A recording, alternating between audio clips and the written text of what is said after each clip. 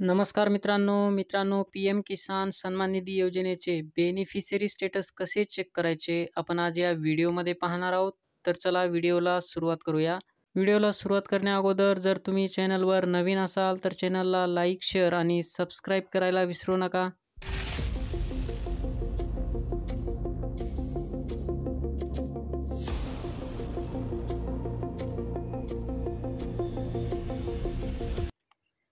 Beneficiary status check करण्यासाठी सर्वात पहिले आपल्याला गुगलवर जायचं आहे. इथे सर्च करायचं आहे पी-एम किसान.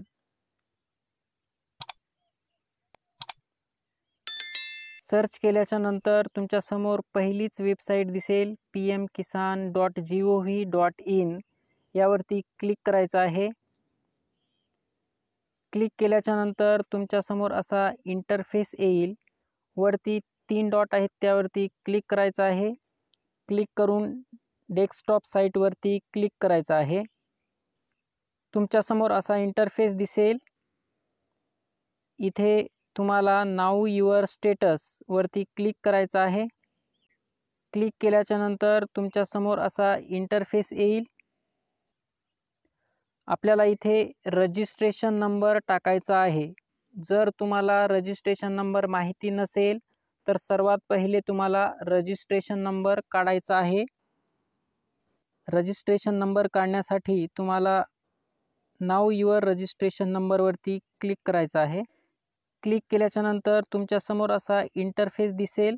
या ठिकाणी 2 ऑप्शन दिसतील, मोबाईल नंबर आणि आधार नंबर.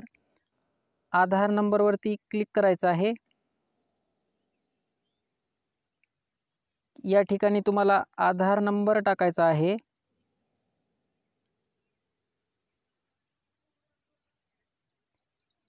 आणि कॅप्चा टाकायचा आहे.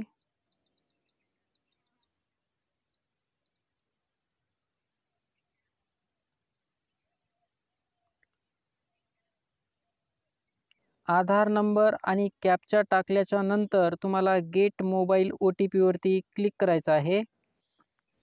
आपल्यासमोर इथे असा इंटरफेस येईल. इथे OTP मागेल तेव्हा इथे OTP टाकायचा आहे. आधारला मोबाईल नंबर लिंक नसेल किंवा जो मोबाईल नंबर लिंक आहे ते तुमच्याकडे नसेल तर इथे बिना OTPचं पण रजिस्ट्रेशन नंबर काढू शकता.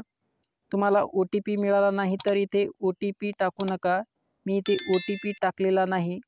आपल्याला बिना OTP टाकता रजिस्ट्रेशन नंबर काढायचा आहे. तर गेट डिटेल्सवरती क्लिक करायचं आहे. या ठिकाणी तुम्हाला तुमचा रजिस्ट्रेशन नंबर आणि नाव दिसेल. रजिस्ट्रेशन नंबरला कॉपी करायचा आहे आणि बॅक जायचं आहे. आणि आपल्याला पुन्हा नाऊ युअर स्टेटसवरती क्लिक करायचं आहे. इथे आपल्याला रजिस्ट्रेशन नंबर टाकायचा आहे आणि इथे कॅप्चा टाकायचा आहे.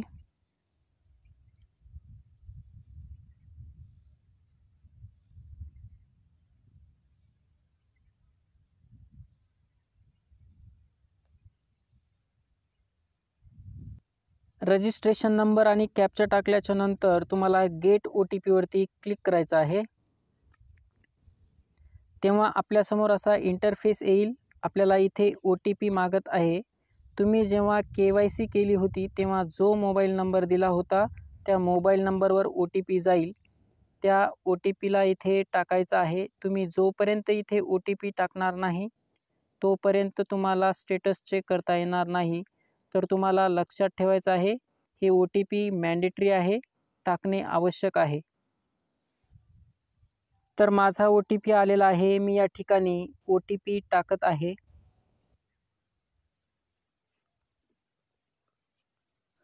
OTP टाकल्याच्या नंतर या ठिकाणी गेट डेटावरती क्लिक करायचं आहे. क्लिक केल्यानंतर आपल्यासमोर वैयक्तिक माहिती दिसेल. जसं की आपला रजिस्ट्रेशन नंबर दिसेल, डेट ऑफ रजिस्ट्रेशन, तुम्ही रजिस्ट्रेशन केव्हा केलं ते दिसेल, तुमचं पूर्ण नाव या ठिकाणी दिसेल, ॲड्रेस दिसेल आणि तुमचा मोबाईल नंबर दिसेल. इथे तुम्ही स्टेटस चेक करू शकता. लँड सीडिंग यस आहे. ई-KYC स्टेटस यस आहे. Aadhaar bank account seeding status yes आहे. आणि या ठिकाणी तुम्ही लेटेस्ट इन्स्टॉलमेंट डिटेल्स पाहू शकता.